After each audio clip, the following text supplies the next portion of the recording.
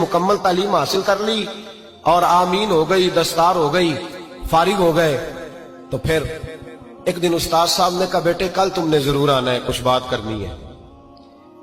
शहजादा गया मिलने उस्ताद साहब से। उस्ताद साहब ने कुंडी लगा ली, हाथ में दुर्रा पकड़ लिया, मार मार के पूरे वजूद को जख्मी कर दिया।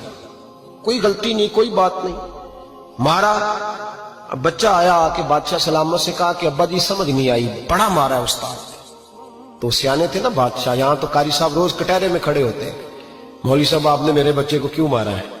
आप 8000 के मौलवी हैं, मेरा कई करोड़ का बच्चा है, सवेरे बदल लेंगे।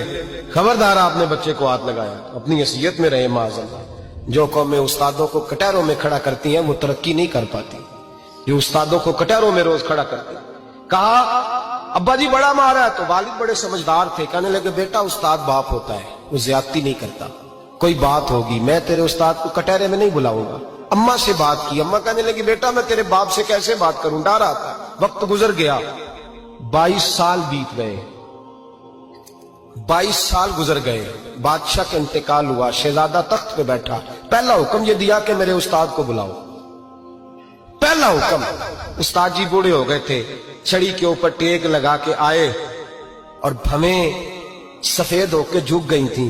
यूं आंख खोल के बड़ी मुश्किल से देखा, कहने लगे शहजादे हुक्म हो। कब मैं शहजादा नहीं, अब मैं बादशाह बन गया हूं। उस्ताद जी 22 साल बीत गए, आपने मारा था, पर वो दर्द चूंकि ज्यादती की थी, मेरा कसूर कोई नहीं था, तो ना मेरी रूह से दर्द गया है ना मेरे जिस्म से गया है। मैं बेख्तियार था, पूछ नहीं सकता था, आज बाइख्तियार हुआ हूं। सबसे पहले पहला हुक्म आपको दिया, बुलाया है, बताए क्यों मारा था, क्यों मुझे मारा था, मेरी ज्यादती बताए।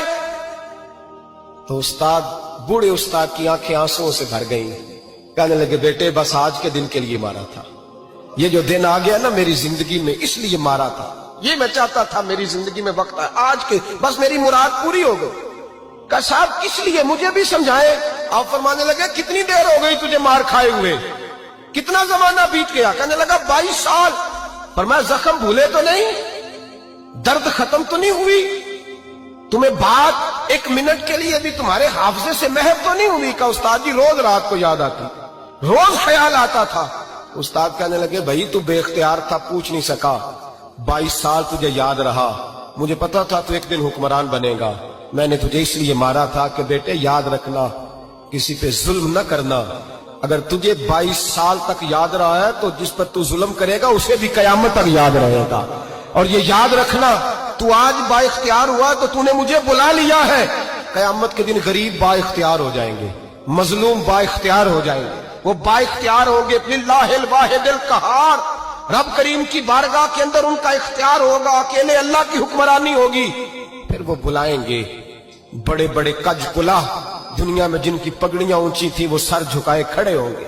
दुनिया में जो डिक्टेटर बनते थे उनकी पुश्तें लाल होंगी, उनको गद्दार लिखा जाएगा, कयामत तक नहीं भूलेगा।